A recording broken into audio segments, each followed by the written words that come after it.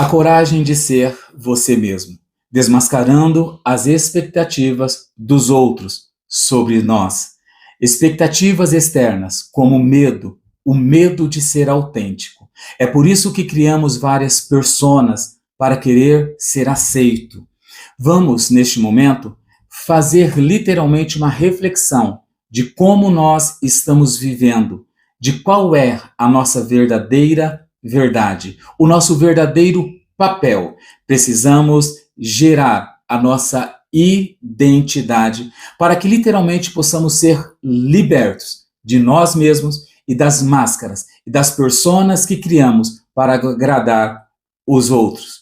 É interessante que quando nós olhamos para a sociedade, as pessoas vivem a colocar máscaras, máscaras sociais, máscaras religiosas, máscaras familiares, para agradar, para ser aceito pelo outro.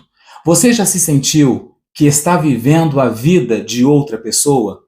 Que existe uma versão sua, mais real, que está gritando dentro de você para sair, para tomar forma? É por isso que devemos ter a coragem de sermos nós mesmos. O peso das máscaras que carregamos todos os dias nos faz tombar no caminho. Precisamos então nos libertar de tudo isso, porque desde muito cedo nós somos condicionados a agradar, a seguir roteiros, a agradar pai, mãe, sociedade, professor, professora. Vivemos tanto querendo agradar os outros que nós nos esquecemos de nós mesmos. É por isso que Jung ele traz o conceito das personas que criamos para agradar os outros e se esquecemos de nós mesmos. Por isso, precisamos perguntar a nós mesmos: quantas vezes você disse sim, querendo dizer não? Você disse sim somente para agradar os outros, mas este sim te feriu, te magoou. Este sim te fez engavetar os seus sonhos, o seu próprio pensamento, a sua verdade, que não veio à tona. É interessante que pessoas em situações onde claramente não estão sendo elas mesmas, elas acabam trazendo uma expressão de cansaço muito intenso, porque cansa não ser eu de fato. É interessante que eu preciso invocar a minha verdadeira self, eu preciso ser verdadeiro, eu preciso enfrentar os medos que me impedem de ser autêntico. Eu preciso enfrentar o medo da rejeição, o medo do fracasso, o medo de não ser bom o suficiente para os outros, a tal ponto de se esquecer de mim. Eu preciso, literalmente, olhar para mim enquanto há tempo. Eu preciso viver para mim enquanto há tempo. E aí, eu percebo que hoje é o tempo. Hoje é o tempo para olhar para mim. Esse medo que nós sentimos, às vezes é um alarme de que a nossa verdadeira persona, o nosso verdadeiro eu, a nossa verdadeira self quer vir à tona, mas os medos estão bloqueando. Eu preciso vencê-los para que eu venha à tona e a minha verdadeira self, a minha verdadeira versão. Por isso, eu quero te chamar a sua atenção. Eu quero que você faça um compromisso com você mesmo. Eu quero que você ouça a sua voz interior, que muitas vezes foi ignorada por causa dos outros. Eu quero trazer a ideia de autenticidade, para que possamos ser autênticos, verdadeiros, nós mesmos, sem medo e sem vergonha de ser quem nós somos. Autênticos. Autenticidade. Olhe para você. Se volte para os seus sonhos. Se volte para os seus projetos. A Sinfonia Inacabada de Elara. A vida dedicada aos outros e o eco do vazio existencial. Elara viveu a sua vida como uma maestrina de uma grande orquestra que não era a sua. Desde cedo, Elara aprendeu que o seu valor residia na harmonia que conseguia criar para os outros, mesmo que a sua própria melodia, aquela interna, se perdesse no processo. A sua história, embora com contornos únicos, ecoa a de muitos que, ao viverem para os demais, para os outros, se deparam com um profundo sentimento de vazio existencial e de muitas frustrações acumuladas. Desde a infância, Elara era a boa menina. Em sua casa, era a filha que abdicava do seu tempo de brincadeiras com os amigos e com as amigas para ajudar os pais que viviam sobrecarregados. Na escola, era a amiga que emprestava os seus ouvidos e o seu ombro a todos aqueles que estavam precisando conversar, absolvendo as dores e as ansiedades das colegas, das amigas, enquanto as suas próprias preocupações permaneciam não ditas, no oculto, no silêncio, e ela sempre dizia: "Eu fico bem". Era o seu mantra, uma frase que se tornou a sua trilha sonora, a trilha sonora da sua existência. Na vida adulta, essa dinâmica apenas se intensificou.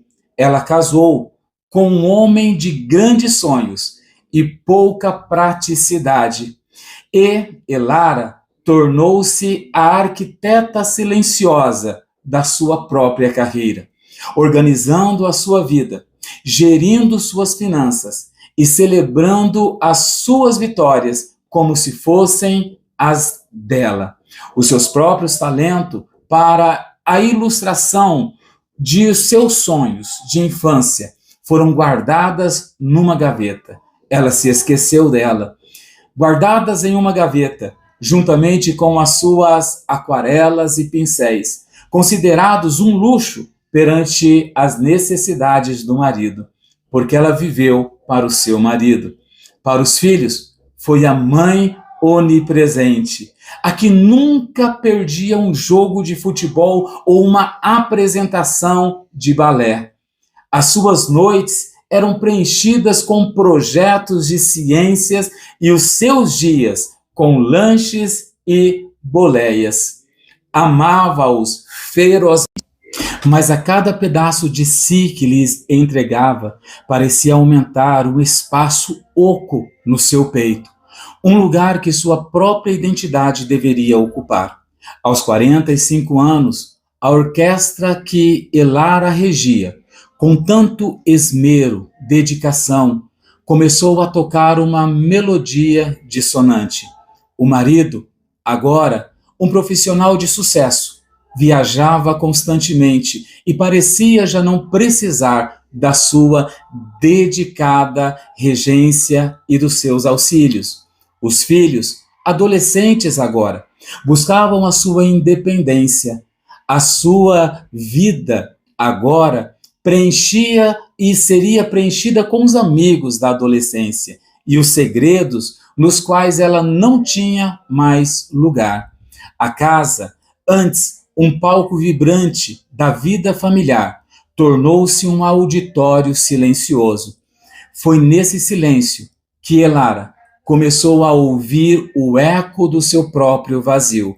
As vitórias dos outros, que antes a preenchia e trazia grande orgulho, agora parecia literalmente pertencer a uma realidade muito distante dela. Elara, ela olhava para o espelho e via uma estranha, uma mulher cujos contornos foram definidos pela expectativa e necessidade de todos à sua volta, menos as suas próprias. A frustração, um sentimento que sempre reprimia ela, com um sorriso mal funcional. A sua energia havia se acabado e uma maré veio detonando-a. Ela se sentia como uma figurante na sua própria vida, uma peça de cenário que era essencial para a cena, mas que nunca era o foco. A epifania dolorosa chegou numa tarde de domingo. Elara encontrou a sua antiga caixa de aquarelas enquanto arrumava o sótão da sua casa. Ao abrir, o cheiro das tintas secas trouxe a ela as memórias de uma mulher que sonhava em pintar paisagens e rostos cheios de emoção. Naquele momento, a ficha caiu com o peso de décadas de autonegligência. Ela não tinha construído uma vida, tinha sido o andaime para a construção da vida dos outros. Com as mãos a tremer, e tremia muito, ela pegou o pincel. A primeira pincelada que ela dera no papel em branco foi hesitante, desajeitada, mas era sua. A sintonia de Elara ainda estava inacabada, mas pela primeira vez ela estava a compor a sua própria música, uma melodia para si mesma, na esperança de que a nota que seria tocada pudesse finalmente preencher o silêncio, o vazio e este silêncio ensurdecedor que estava no seu peito. A sua jornada para se encontrar seria longa e talvez solitária, mas a alternativa só tinha uma: continuar a ser uma espectadora da sua própria existência. Já não era uma opção. Ela não queria ser mais alguém que auxiliava, que vibrava pela conquista dos outros. Ela não queria ser mais aquela que vivia e continuaria vivendo para o marido, os filhos, tudo à sua volta, ao ponto de se esquecer dela própria. Elara agora, ela descarta a opção de continuar assim, e agora ela se torna protagonista da sua própria história. Moral dessa história: cuidado, viva para os outros, mas não se esqueça de você. Celebre os sonhos dos outros, mas não se esqueça dos teus sonhos, dos teus projetos. Não se esqueça de você. Fique com Deus.